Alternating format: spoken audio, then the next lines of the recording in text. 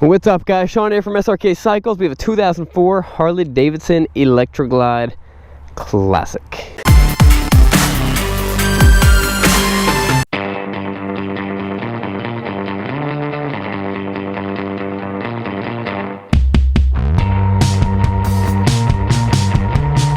It is not the Ultra Classic, it's just an Electroglide Classic.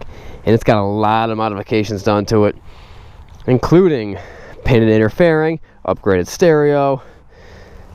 Is there a GPS somewhere? Maybe the CVO gauges. A lot of chrome down there. Something else I saw. A little dent right there. Check out the walk around. Tons of stuff. Steel braided lines. Is that quick detach tour pack? Yes. Quick detach tour pack. Pretty sweet bike. Let's take it for a spin. Bigger handlebars. Alright guys, Proverb 20:11.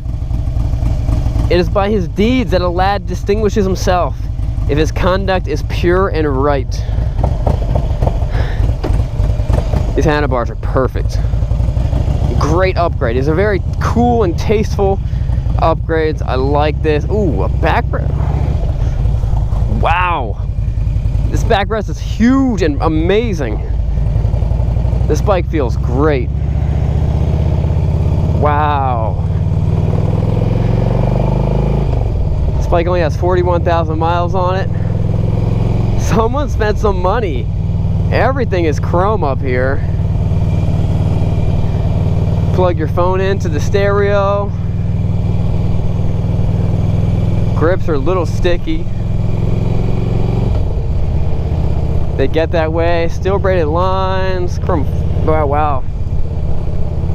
Someone's getting a deal with this bike. And there's probably a Garmin GPS unit somewhere in the tour pack. Don't quote me on that one. Go watch the walk around video.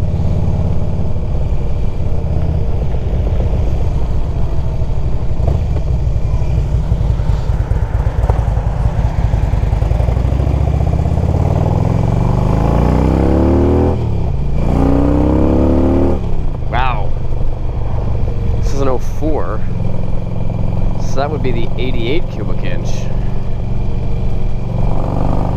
There's been something done to this motor. This pool's way better than an 88 cubic inch normally would pool.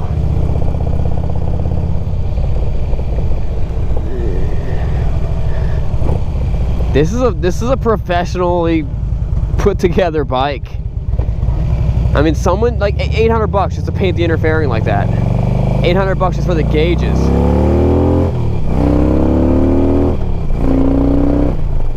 And this thing pools for an 88 cubic inch Harley Davidson. I do not know what's been done to this, but not only does it pool, it just feels like a stock bike with a bigger motor.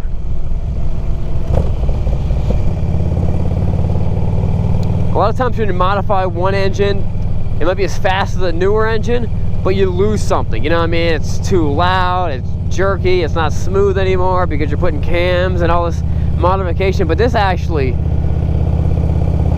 it's not obnoxiously loud, it's not popping and cracking when you shift, so it's tuned properly. It just feels really, really good. It just feels more powerful.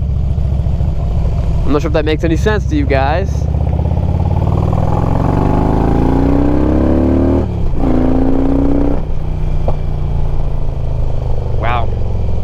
This thing's great, guys. This is a really impressive bike. Almost stalled it.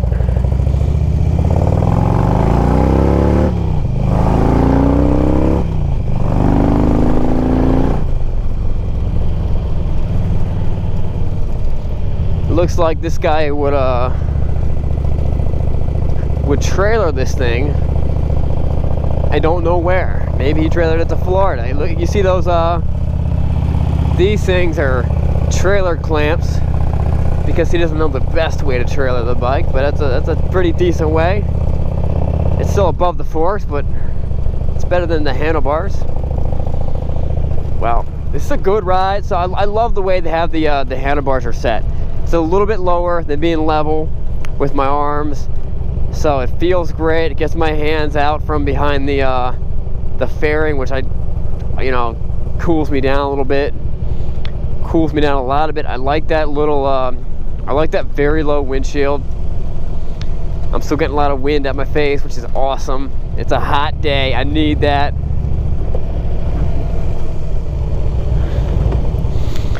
So if you started to add up all these little tiny mods this guy has done to this thing, stuff adds up real quick.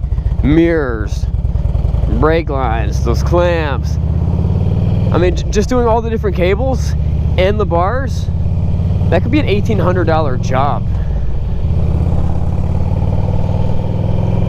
Put it all together, we're not selling the bike for $1,800. We don't add any value to that stuff. We just sell the bike faster.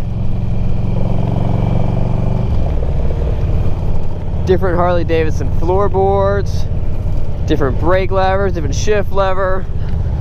This dude pretty much just took the Harley Davidson catalog, threw it on the parts counter, and said me, and then put his card down. And that's what happened. I like them CVO gauges though. That's a real clean look.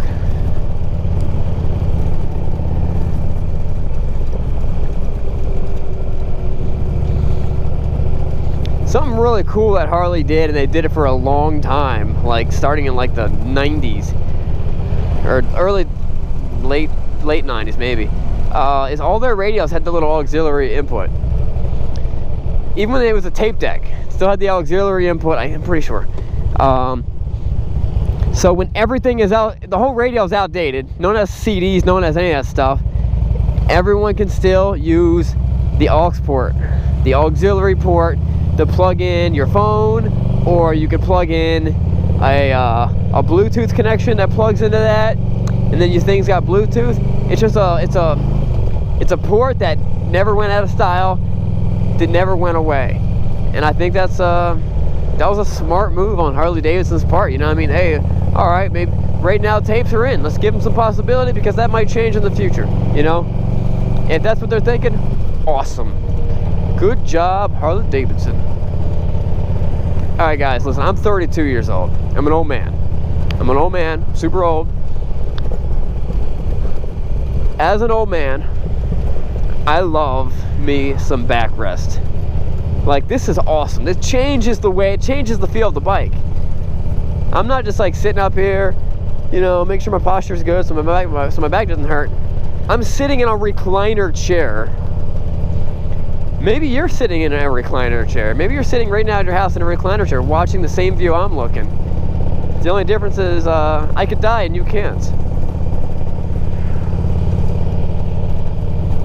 I'm sitting in a recliner chair looking at the inside of this awesome painted fairing, the awesome CVO gauges. This is a beautiful looking bike, and I'm enjoying the amazing world around me. Guys, I love being a turtle. Nah, I'm a human. I'm a human. I love being a human. That's a quote from like Ninja Turtles 2. Best movie ever.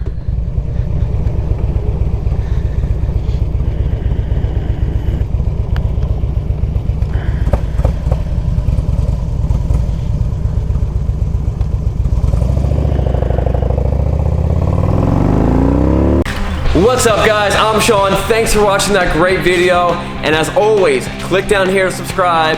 And here's the next fun video for you guys to watch. We'll see you guys next time. And that wasn't far enough away. And I had no clue. I'm just gonna tell you guys to back off. Train your bikes, and listen, it's not what you're riding, but where you're going. We'll see you guys later.